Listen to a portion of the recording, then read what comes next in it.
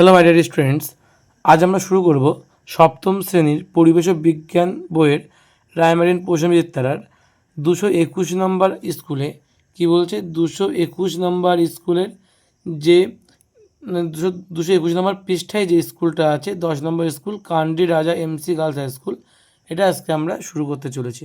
তো চলো প্রথম কোশ্চেন কী বলছে দেখো। বর্তমানে কয়লা সবচেয়ে বেশি ব্যবহৃত হয় তাপবিদ্যুৎ কেন্দ্রে। তারের পাক সংখ্যা কমালে তড়িৎচুম্বকের শক্তি কী হবে? অবশ্যই কমবে। ঠিক আছে। আলোর উৎস বড় হলে গঠিত হবে প্রচ্ছায়া এবং উপচ্ছায়া উভয়ই। ঠিক আছে। যে পায়রার খুঁড়িতে যে চুম্বকীয় বস্তু থাকে তাকে বলা হচ্ছে ম্যাগনেটাইট। তারপরে বলেছে সৌর প্যানেলের আয়ু কত হয়? 10 থেকে 15 বছর। টর্চ লাইটে ব্যবহৃত হয় নির্জল কোষ। সবচেয়ে কম শক্তির আলোদায়ী কোনটি? দৃশ্যমান রশ্মি। এবং বলছে চুম্বকের আকর্ষণের পূর্বে যে ঘটনাটি ঘটে সেটা হলো আবেশ। তারপরে বলেছে পরিযায়ী কচ্ছপ পৃথিবীর ড্যাশ অনুসরণ করে শীতল অঞ্চল থেকে উষ্ণ অঞ্চলে যায়। এটা হচ্ছে চুম্বক ক্ষেত্র। ক্ষেত্র হবে চুম্বক ক্ষেত্র বা চুম্বক বলরেখাও বলতে পারো, বলরেখা বললেও হবে। বলছে আকাশের রংধনু আসলে সূর্যের আলোর বিচ্ছুরণের প্রাকৃতিক দৃষ্টান্ত ঘটনা মাত্র। সূর্যের আলোর বিচ্ছুরণের বলছি ইলেকট্রিক স্থিতিতে ড্যাশ তার থাকে। উত্তর হবে নাইক্রোম তার থাকে। বলেছে পশ্চিমবঙ্গে বায়ুকল দেখা যায় কোথায়? বকখালিতে। বলছে মোবাইল ফোনে রিচার্জ দিতে হয় ড্যাশ শক্তির প্রয়োজন। বিদ্যুৎ বা তড়িৎ শক্তির প্রয়োজন।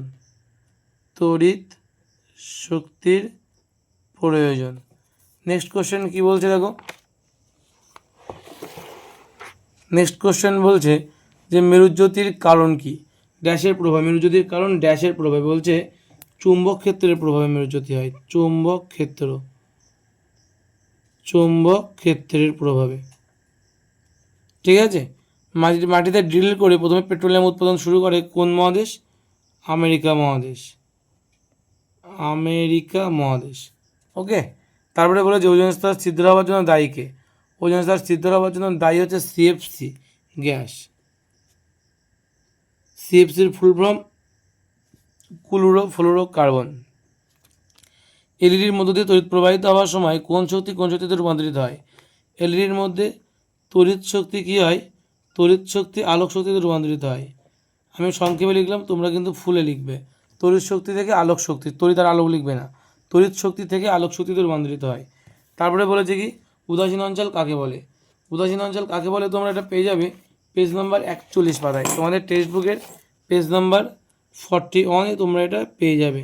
দেখে নাও পেজ নাম্বার 41-এ উত্তরটা। এই যে উদাসীন অঞ্চল কাকে বলে দেখে নাও। বলছে চুম্বকের ঠিক মাঝখানে চুম্বকের আকর্ষণ ও বিকর্ষণ ক্ষমতা প্রায় নেই বললেই চলে। এই অঞ্চলকে চুম্বকের উদাসীন অঞ্চল বলা হয়। ঠিক আছে।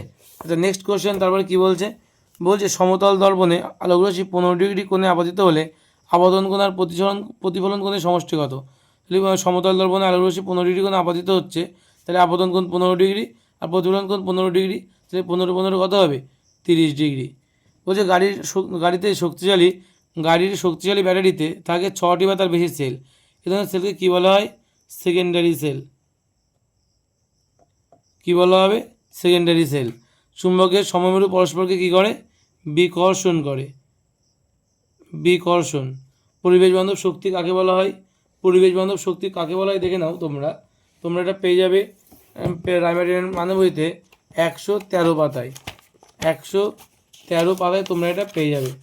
দেখে নাও পরিবেশ বান্ধব শক্তি কাকে বলে। এই যে এখান থেকে এই পর্যন্ত লিখতে হবে। ঠিক আছে। পেজ নম্বর 113 রায়মার্টিন। ঠিক আছে। তারপরে দেখো বলেছে যে আলোক রশ্মিগুচ্ছ বলতে কী বোঝো? এই রশ্মিগুচ্ছের প্রকারভেদ চিত্রসহ লেখো। আলোক রশ্মিগুচ্ছ কাকে বলা হয়? তোমরা এটা পেয়ে যাচ্ছ টেক্সট বুকে কত নম্বর পাতায়? 18 নম্বর পাতায়। আলোক রশ্মিগুচ্ছ কাকে বলে? 18 নম্বর পাতায় তোমরা এটা পেয়ে যাচ্ছ। দেখো কি বলছে 18 নম্বর পাতা। এই যে আলোক রশ্মিগুচ্ছ কাকে বলছে যে আলো চলার পথকে তীরচিহ্ন দিয়ে যুক্ত করে যে কাল্পনিক সরলরেখা দিয়ে বোঝানো হয় তাকে আলোক রশ্মি বলা হচ্ছে। আলোক রশ্মি বলে বাস্তবে কিছু নেই। একসঙ্গে অসংখ্য আলোক রশ্মিকে বলা হচ্ছে আলোক রশ্মি গুচ্ছ। বোঝা গেল? একসঙ্গে অসংখ্য আলোক রশ্মিকে বলা হচ্ছে আলোক রশ্মি গুচ্ছ। পেজ নম্বর কত এটা? পেজ নম্বর হচ্ছে 18 তোমাদের টেক্সট বুকের। তারপরে বলেছে এই রশ্মিগুচ্ছের প্রকারভেদ চিত্রসহ লেখো। তবে এই রশ্মিগুচ্ছের প্রকারভেদ একই পাতায় তোমরা পেয়ে যাবে। এই রশ্মিগুচ্ছকে 3 ভাগে ভাগ করা হয়। সমান্তরাল আলোক রশ্মিগুচ্ছ যার চিত্র হচ্ছে এই যে, অপসারী আলোক রশ্মিগুচ্ছ যার চিত্র হচ্ছে এইটা, এবং অভিসারী আলোক রশ্মিগুচ্ছ যার চিত্র হচ্ছে এইটা। ঠিক আছে, চিত্রসহ আঁকতে বলেছে, তোমার বইতে চিত্রসহ এঁকে দেওয়া আছে। ঠিক আছে, নেক্সট কোশ্চেন কী বলছে দেখো, বলছে আলোর প্রতিফলন কাকে বলা হয়, প্রতিফলন সূত্রগুলি লেখো। তোমরা 31 নম্বর পাতায় এবং 28 নম্বর পাতায় পেয়ে যাবে। তোমরা পেয়ে যাবে 31 নম্বর পাতায় আলোর প্রতিফলন কাকে বলে দেখে নাও, এবং বলছে আলোর প্রতিফলনের সূত্রগুলি।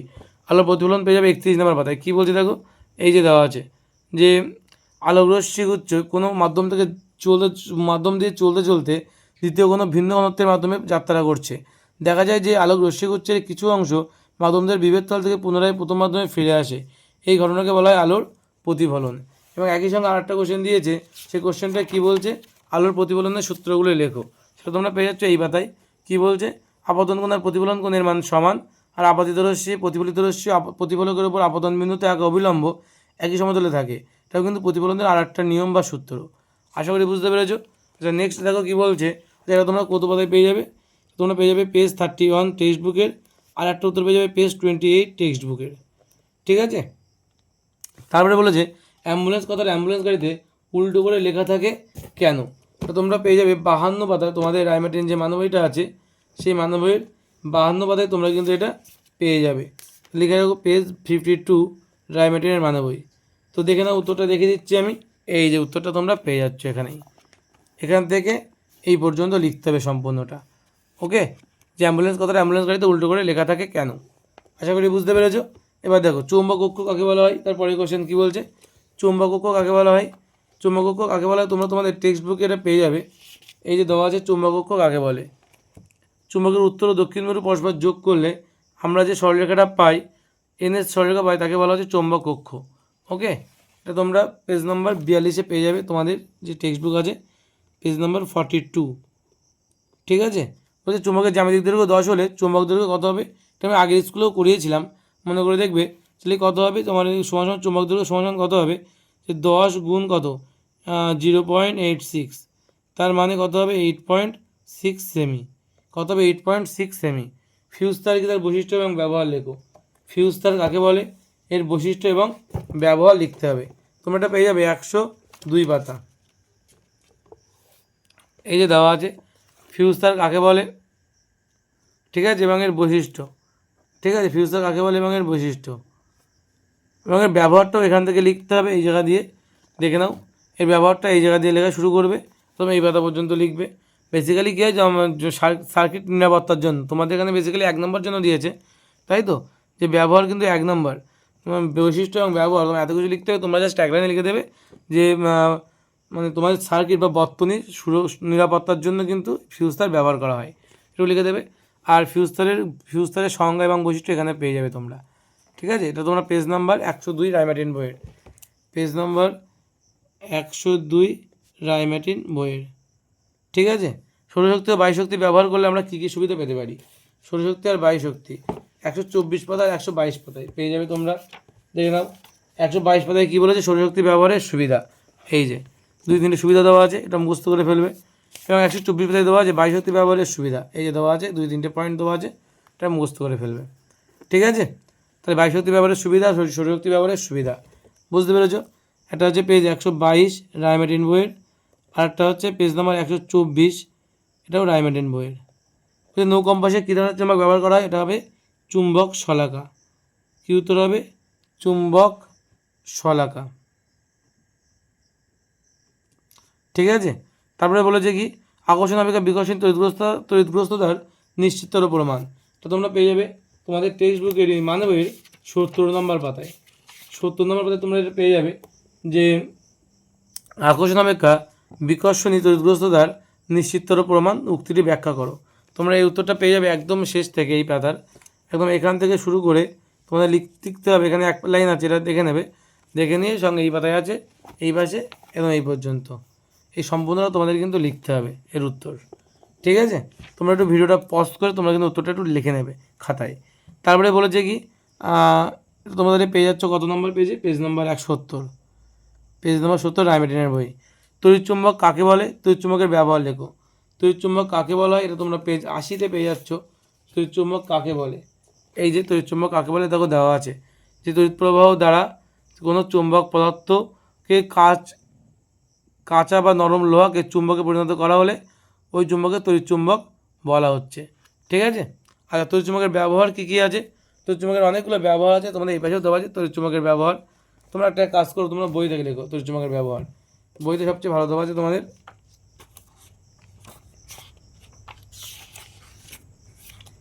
তড়িৎচুম্বকের ব্যবহার পেজ নম্বর 58।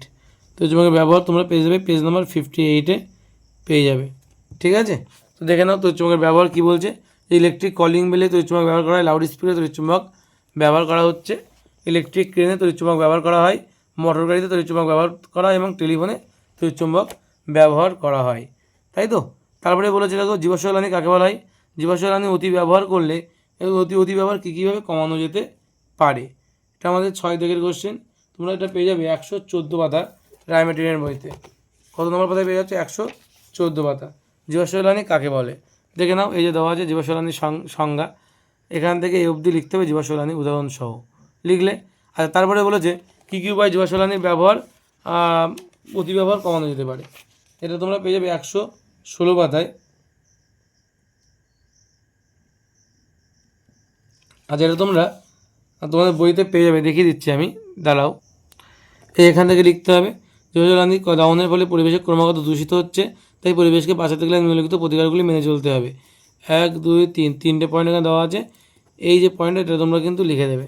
ঠিক আছে। এটা কিন্তু তোমরা লিখে দেবে কীভাবে জীবাশ্ম জ্বালানির ব্যবহার আমরা কীভাবে কমাতে পারি। ঠিক আছে। তারপরে কী বলেছে, মুক্ত বর্তনী বদ্ধ বর্তনীর মধ্যে বর্তনী একটু করে ব্যবহার লেখো। খুব সহজ। মুক্ত বর্তনী কী করে, কোনো কিছু পাখা বা কোনো লাইট অন করতে গেলে আমরা অফ করতে গেলে মুক্ত বর্তনী ব্যবহার করতে হয় এবং অন করতে গেলে কী করতে হয়, বদ্ধ বর্তনী ব্যবহার করতে হয়। সুইচ, ব্যাটারি এবং বাল্বের প্রতীক সহ কী করতে বলছে, বাল্বের প্রতীক সহ যে কোনো একটি বর্তনীর চিত্র অঙ্কন করো। কী বলেছে, ব্যাটারি, সুইচ আর বাল্ব থাকবে। দেখে নাও কী করে রাখতে হয়।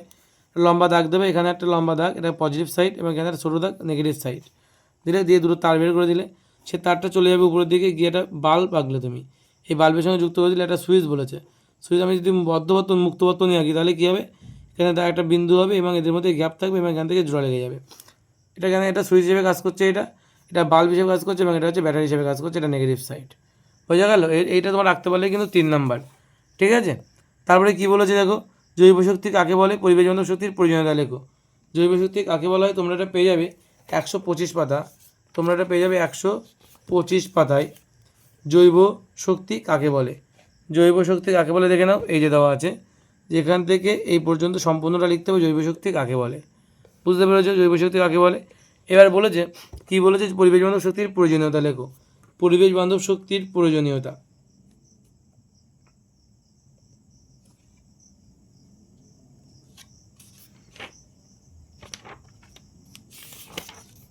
দেখে নাও, পরিবেশ বান্ধব শক্তির প্রয়োজনীয়তা কী আছে তোমাদের বইতে, এই যে পরিবেশ বান্ধব শক্তির প্রয়োজনীয়তা কী কী আছে, এখান থেকে এই অবধি লিখতে হবে। আশা করি বুঝতে পেরেছো। আচ্ছা, নেক্সট দেখো কী বলছে। আচ্ছা, তোমরা পেয়ে যাবে পেজ নাম্বার, একটা পেয়ে যাবে, আমি বলে দিচ্ছি 1 সেকেন্ড, একটা পেয়ে যাচ্ছে 114 পাতায়, 114 না 125 পাতায়, 125 পাতায় পেয়ে যাচ্ছ একটা রায়মার্টিন বইয়ের। আর দ্বিতীয় অ্যান্সারটা পেয়ে যাচ্ছ তুমি পেজ নাম্বার 116 পাতা, এটাও রায়মার্টিন, 116 না 113 পাতায়, 113 পাতা রায়মার্টিনের বইতে। ঠিক আছে। কীভাবে বোঝা যাবে চুম্বকের দিকদর্শী ধর্ম আছে, এই যে চুম্বকের যে দিক নির্ণয় করার ধর্ম আছে, এটা তুমি কীভাবে বুঝবে, খুব সিম্পল। যে চুম্বককে সুতো দিয়ে বেঁধে যদি মুক্ত অবস্থানে ঝুলিয়ে দেওয়া যায় তাহলে সেটিকে উত্তর দক্ষিণ মুখ করে থাকবে। এখান থেকে আমরা বুঝে যাবো যে এটা হচ্ছে চুম্বকের দিক নির্দেশক ধর্ম। ঠিক আছে। এটি চুম্বকে 5 টুকরো কলমে মোট কয়টি মেরু পাও তৈরি হবে, 5 গুণ 2, এক একটাই তো 2টো করে মেরু তৈরি হবে উত্তর আর দক্ষিণ, তাহলে 5 গুণ 10, 10টি মেরু তৈরি হবে। ঠিক আছে। তারপরে কি বলছে, লাইফ সায়েন্সের কোশ্চেনগুলো দেখে নাও। বলছে কি, উদ্ভিদের মূলের ওপর টুপির মতো যে অংশটা ঠিক উপরে জায়গা যেখানে কোনো রোয়া থাকে না, সেটা কি, সেটা হচ্ছে মূলোত্তর অঞ্চল। কি বলে, মূলোত্তর অঞ্চল। যে উদ্ভিদের শামুকের সাহায্যে পরাগযোগ করে সেটা কি, সেটা হচ্ছে কিন্তু কচু, সরি লিচু দিলাম কেন, কচু। ঠিক আছে, এটা উত্তর হবে। ঠিক আছে। নেক্সট কোশ্চেন বলছে কি, রাইবোজোম নামক অণুজীব কোন গাছের মূলে বাস করে, মটর গাছের মূলে। মূল রোমের কাজ কি বলছে সেটা, আচ্ছা 3 দাগের কোশ্চেন। 2 দাগের কোশ্চেন কী বলছে, ফুলের যে অংশ ফল পরিণত হয় তাকে সেটাকে কী বলা হয়? ডিম্বাশয়। ডিম্বাশয় বলা হয়। তো মূলরোমের কাজ কী? তারপরে দিয়েছে মূলরোমের কাজ কী। তোমাদের টেক্সট বুকের 184 পাতায় তোমরা এই উত্তরটা পেয়ে যাবে। 184 পাতায় দেখে নাও উত্তরটা কী দেওয়া আছে। এই যে মূলরোমের কাজ দেওয়া আছে, যে এই মূলরোমগুলি মাটি থেকে জল ও নানা রকম খনিজ পদার্থ শোষণ করে, এটা হচ্ছে মূলরোমের কিন্তু কাজ। ঠিক আছে,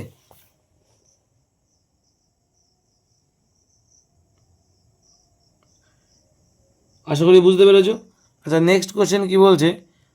মূলরোমের কাজ পেজ নম্বর 184 টেক্সট বুকের। আচ্ছা, তারপর বলছে সপরাগযোগ ইথারপরাগযোগের পার্থক্য লেখো। সপরাগযোগ আর ইথারপরাগযোগের পার্থক্য তোমরা পেয়ে যাবে তোমাদের। আচ্ছা, সপরাগযোগ ইথারপরাগযোগ কাকে বলেছে, পার্থক্য চাইনি এখানে, আর পরাগ মূলনের সমস্যা তোমরা পেয়ে যাবে 210 পাতা। 210 পাতায় তোমরা এই উত্তরটা পেয়ে যাবে। সপরাগযোগ ইথারপরাগযোগ কাকে বলে? এই যে এটাকে বলা হচ্ছে সপরাগযোগ, এখান থেকে অবধি লিখবে, আর এখান থেকে অবধি লিখবে, এটা বলা ইথারপরাগযোগ। ঠিক আছে, এবং এখানে বলেছে পরাগ মূলনের সমস্যাগুলো কী কী? এই যে 3টে পয়েন্ট করে দেওয়া আছে, 3টে পয়েন্ট কিন্তু পরাগ মূলনের সমস্যা। ঠিক আছে, তোমরা পেয়ে যাবে এটা পেজ নম্বর 210 হচ্ছে তোমাদের টেক্সট বুকের। যে বন্যা প্রবণ এলাকায় মাটি ক্ষয় রোধ করার জন্য কোন কোন গাছ লাগানো দরকার এবং কেন? মাটি ক্ষয় রোধ করার জন্য তোমাদের কোন কোন গাছ লাগানো দরকার এবং কেন? অবশ্যই যেসব গাছগুলো মাটি আগড়ে ধরে রাখতে পারে বেশি, সেই ধরনের গাছ লাগানো উচিত। ঠিক আছে, যাতে তারা মাটিকে আগড়ে ধরে রাখতে পারে, তাই তো? তাহলে কোন ধরনের গাছ এখানে লাগানো উচিত? বট, তারপরে কী হতে পারে? অশ্বত্থ, ছাতিম, এই ধরনের গাছগুলো লাগানো উচিত। কেন? কারণ এই ধরনের গাছগুলো কিন্তু মূল দিয়ে তারা মাটিকে আগড়ে ধরে রাখবে এবং ধরে রেখে মাটি ক্ষয় কিন্তু রোধ করবে। তারপর যে রূপান্তরিত কাণ্ড কাকে বলা হয়? অস্থানিক মূল কী? প্রথমে এবার কী বলছে? রূপান্তরিত কাণ্ড কাকে বলা হয়? অস্থানিক মূল কাকে বলা হয়? তোমরা পেয়ে যাবে 190 পাতায় তোমাদের যে টেক্সট বুক আছে তাদের আছে দেখো রূপান্তরিত কাণ্ড কাকে বলে। এইখান থেকে অবধি তোমার বলতে হবে। এই যেখান থেকে শুরু করে এই পর্যন্ত তোমার কিন্তু বলতে হবে রূপান্তরিত কাণ্ড কাকে বলে। ঠিক আছে, তো চলো রূপান্তরিত কাণ্ড কাকে বলে তো হলো। এবার বলছো অস্থানিক মূল কী? অস্থানিক মূলটা তোমরা পেয়ে যাবে 185 পাতায়। ঠিক আছে, 185 পাতায় তোমরা পেয়ে যাবে অস্থানিক মূল কাকে বলে। এই যে অস্থানিক মূল কাকে বলে তোমরা এখানে পেয়ে যাবে। ঠিক আছে, এখান থেকে লিখতে হবে শুরু থেকে এই পর্যন্ত। ঠিক আছে, নেক্সট কোশ্চেন কী বলছে দেখো। নেক্সট কোশ্চেন বলছে যে মৃদুভেদী আর মৃদুবর্তী অঙ্কুরোদ্গম কাকে বলা হয়? কী বলছে? মৃদুভেদী এবং মৃদুবর্তী অঙ্কুরোদ্গম কাকে বলে? তোমরা এটা পেয়ে যাবে 218 পাতা। 218 পাতায় আছে মৃদুভেদী এবং মৃদুবর্তী অঙ্কুরোদ্গম কাকে বলা হয়। দেখে নাও, এই যে এখান থেকে এই পর্যন্ত বলছে মৃদুভেদী অঙ্কুরোদ্গম, আর এখান থেকে অবধি বলছে মৃদুবর্তী অঙ্কুরোদ্গম। আশা করি বুঝতে পেরেছো। আচ্ছা, নেক্সট বলছে কি? অঙ্কুরোদ্গমের জন্য কোন কোন উপাদান বা সত্ত্ব অবশ্যই প্রয়োজন? জল, আলো আর বাতাস। তাহলে কী হবে? 1 নম্বর হবে জল, 2 নম্বর হবে আলো, আর 3 নম্বর হবে কি? 3 নম্বর হবে তোমার বাতাস। আর এটা উত্তর তোমার কত নম্বর পাতায় পেয়ে যাবে? 218 নম্বর পাতায় পেয়ে যাবে। ঠিক আছে, এই ছিল আমাদের 10 নম্বর স্কুলের মধ্যে আমরা সম্পূর্ণ সলিউশনটা করলাম, সমাধান করলাম। এবার তোমাদের নেক্সট ডে আলোচনা করব 11 নম্বর স্কুলটা। ঠিক আছে, নেক্সট ডে আমরা আলোচনা করবো 11 নম্বর স্কুল নেক্সট ডেতে, এবং তোমরা 12 নম্বর স্কুল করলে আমাদের কিন্তু টোটালটা কমপ্লিট হয়ে যাবে এইবার সামেটিভ টেস্টের জন্য, সেকেন্ড সামেটিভ টেস্টের জন্য। তোমরা বেশি বেশি করে দেখবে এবং বন্ধুবান্ধবের কাছে কিন্তু অবশ্যই শেয়ার করে দেবে। ঠিক আছে, যাতে তারাও যাতে দেখার সুযোগ পায়। ঠিক আছে, তো অবশ্যই লাইক, শেয়ার এবং সাবস্ক্রাইব করবে, অবশ্যই মনে করে করবে এবং বন্ধুবান্ধবকে জানাবে। ঠিক আছে, এই চ্যানেলের কথাটা। ঠিক আছে, তো থ্যাংক ইউ সো মাচ সবাইকে। দেখা হবে বা নেক্সট যে দুটো ক্লাস আছে 11 এবং 12 নম্বর স্কুল নিয়ে। চলো ততক্ষণে ভালো থেকো, সুস্থ থেকো এবং মন দিয়ে পড়াশোনা করো।